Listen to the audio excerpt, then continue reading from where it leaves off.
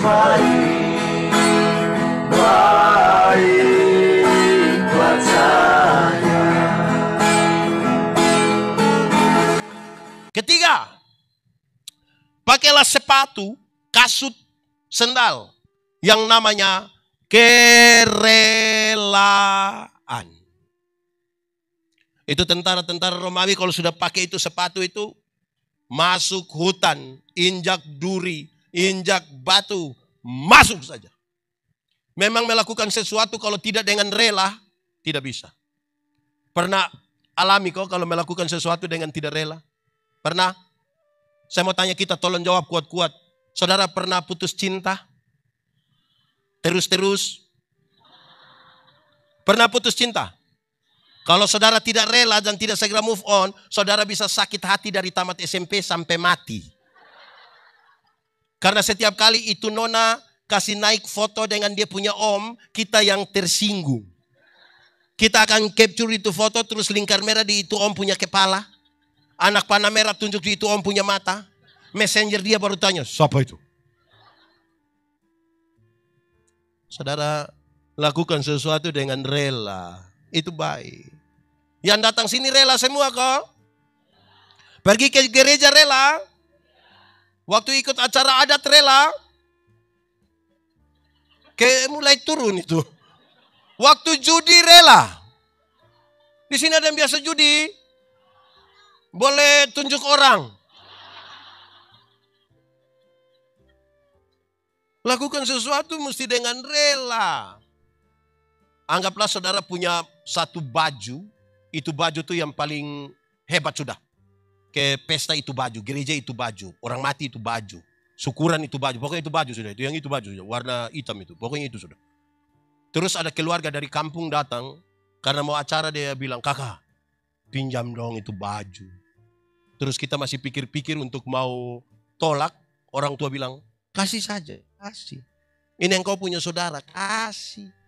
Waktu yang kau susah, bukan baju yang tolong. Saudara yang tolong. Coba kasih. Saudara bayangkan kalau kita kasih tapi tidak rela. Saudara mungkin hanya pegang di ujung baju terus bilang, ambil.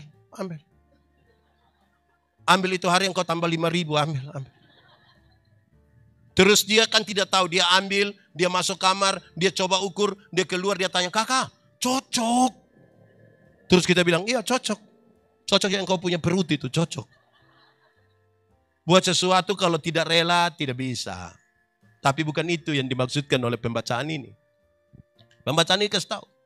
Kerelaan memberitakan Injil damai sejahtera.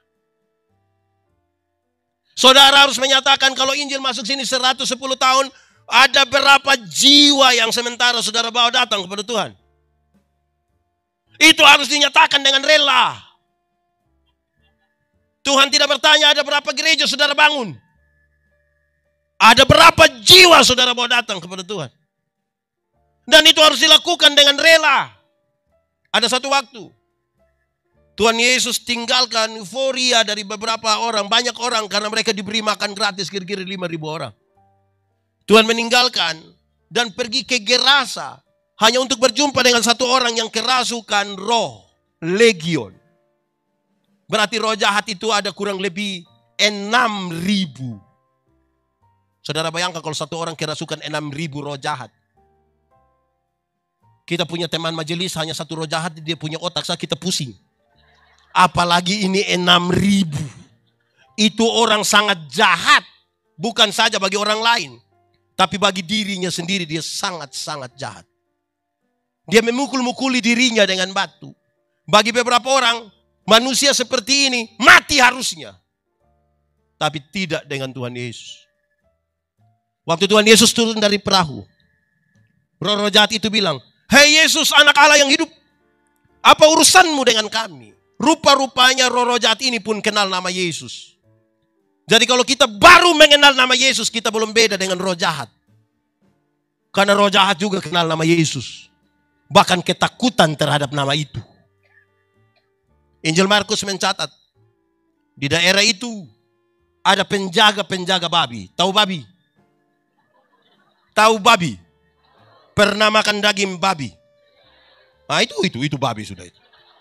Injil Markus mencatat ada penjaga-penjaga babi menjaga babi kurang lebih berapa ekor? 2.000 ekor. Roh jahat ini meminta supaya mereka keluar dan masuk kepada babi-babi itu. Tuhan Yesus membiarkan dan matilah babi-babi itu. Orang-orang penjaga babi itu kehilangan pekerjaan. Mereka kasih tahu orang-orang di kampung datang untuk usir Yesus. Apakah Tuhan Yesus tega membuat orang kehilangan pekerjaan? Jawabannya tidak, bahkan tidak sama sekali.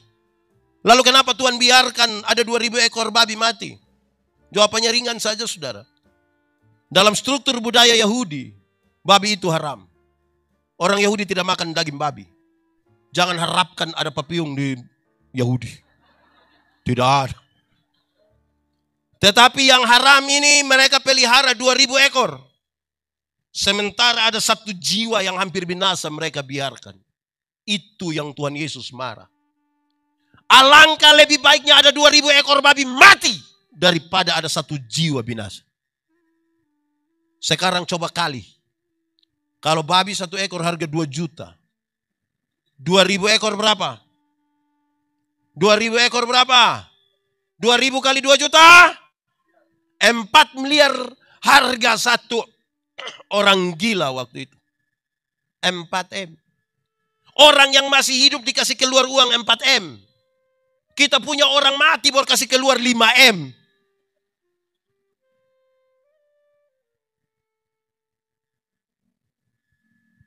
Siapakah orang gila itu? Saya sering berkata, orang gila itu kemungkinan besar adalah suamimu. Kemungkinan besar istrimu. Kemungkinan besar anak-anakmu. Kemungkinan besar mertuamu. Kenapa? Saya tidak tahu di sini, tapi ada satu gaya yang biasa dipakai. Ibu-ibu di Kupang itu, kalau mereka pergi ke gereja jalan sendiri, terus kita bilang, ibu, kok datang sendiri? Suami. Terus dia bilang begini, Ini tanda apa? X di sini artinya X faktor. Saudara, itu tanggung jawab kita. Injil itu berita pembebasan, bukan berita menakutkan. Tolong jawab. Kita takut setan atau setan takut kita? Kita takut setan atau setan takut kita? Atau kita yang setan bakas takut? Yang benar mana? Kita yang takut setan atau setan yang takut kita? Kerinduan kita setan takut kita, kenyataan membuktikan kita takut setan. Banyak orang memberitakan Injil dengan menakut-nakuti. Padahal Injil itu berita pembebasan. Saya berdoa di rumah-rumah sakit bagi nenek-nenek yang sakit berat hampir mati. Saya pergi, saya bilang, nenek, kita mau berdoa nenek. Iya Pak Pendeta, mungkin saya doa habis nenek sudah mati. Tapi nenek mati masuk surga. Saya jelaskan. Terus dia bilang, Pak Pendeta, mati hari ini atau besok sama saja. Hidup ini milik Tuhan. Tuhan yang beri, Tuhan yang mengambil. Bahkan saudara lihat kekuatan Injil. Bahkan ketika orang pada lorong-lorong kematian pun dia siap untuk itu. Itu pembebasan. Supaya yang takut itu menjadi siap.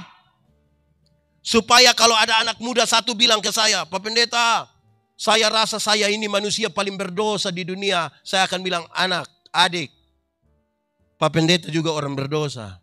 Tapi engkau jangan takut. Karena kasih Tuhan lebih besar dari kita dua punya kesalahan. Itu pembebasan. Bayangkan kalau ada anak muda datang kasih saya, Pendeta, saya rasa saya manusia paling berdosa di dunia. Ya, saya lihat engkau punya muka ini, muka berdosa ini. Saya sudah lihat ini. Engkau ini kalau tidak bertobat nanti kaki tangan patah buang semua ini. Patah buang semua. Berita apa menakut-nakuti? Ada banyak orang Kristen menjelang Paskah mereka suka bawa film-film itu yang diselipkan itu. Film apa itu? Film apa? Putar di kampung-kampung. Orang kampung nonton habis Pak Pendeta, neraka ngiri. Aduh, saya bilang saya tidak pusing dengan neraka. Ya tapi pendeta harus tahu. Saya tidak tahu itu tidak apa-apa. Kenapa? Kalau saya masuk surga, bukan karena ketakutan hukuman di neraka. Saya masuk surga karena Tuhan Yesus mati ganti saya. Bukan karena ketakutan. Yang rubah kita siapa? Roh Kudus merubah. Tidak ada manusia rubah manusia. Tidak ada. Manusia kalau rubah manusia, munafik. Contoh. Ada ibu-ibu larang dia punya suami tidak merokok. Ada? Ya iya, suaminya tidak merokok di rumah.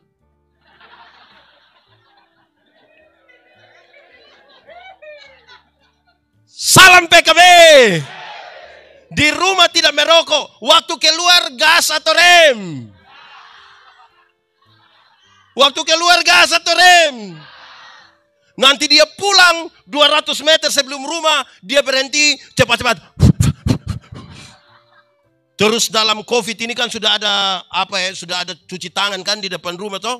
Dia sampai dia langsung cuci tangan, cuci muka, pakai kumur lagi. Istri tanya, "Papa kenapa sampai sedetail itu?" "Oh ibu, virus sekarang ini berat." Di sini ada suami begitu. Dia ada di sini. Dia pakai baju polos atau baju adat.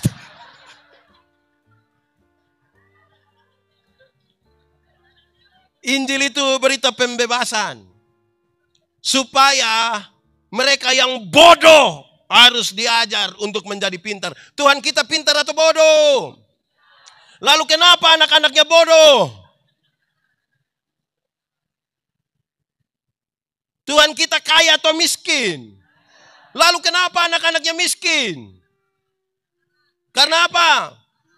Malas. Pemalas kalau pakai bahasa di sini bilang apa?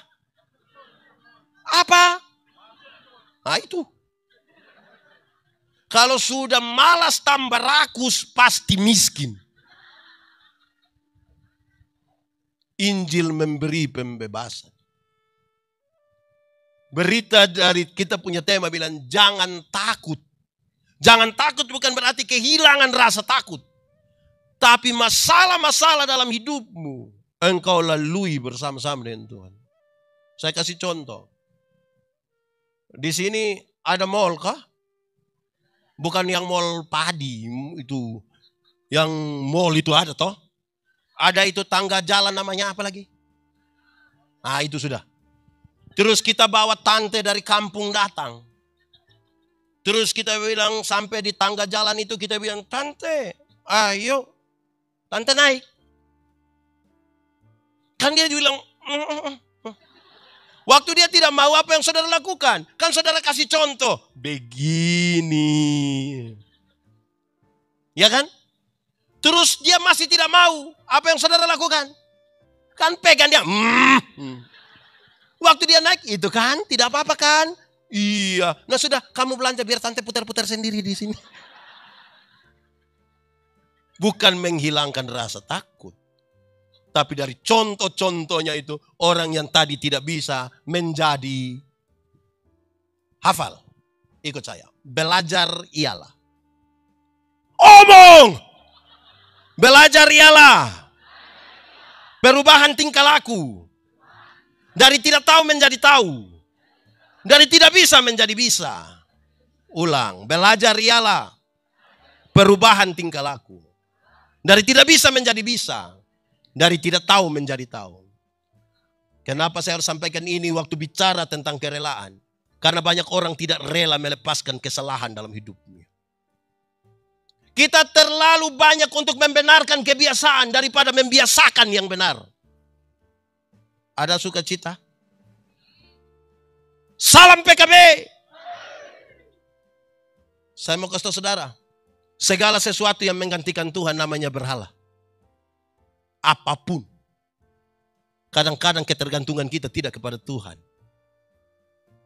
Tapi segala sesuatu yang menjadi kebiasaan-kebiasaan kita. Yesus baik, baik.